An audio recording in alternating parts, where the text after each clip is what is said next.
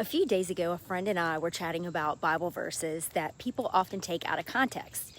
And she looked at me and said, "You should totally make some videos on that." So here we are, and we're starting with one on the most quoted and most misunderstood verses, Jeremiah 29:11.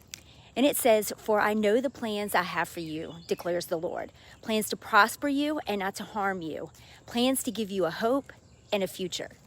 Now, many of us hear that and they think, yes, God's going to make my life successful and prosperous. And while it's true that God has a plan for us, that's not actually the original context of this verse.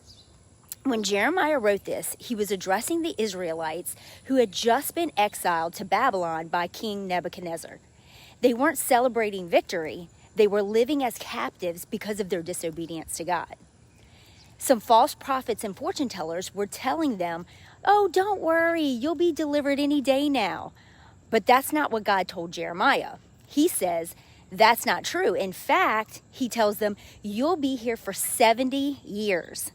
So build homes, plant gardens, and settle in, because this is going to be your reality for a while.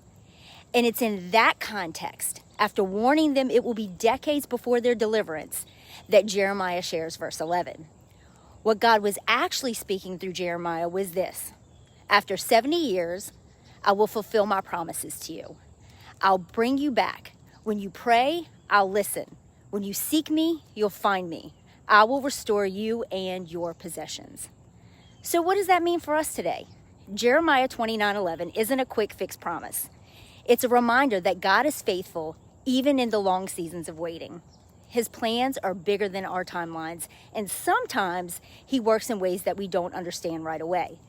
If you're in a season that feels like exile, take heart. God hasn't forgotten you. His plans are still good, his timing is still perfect, and his promises will never fail.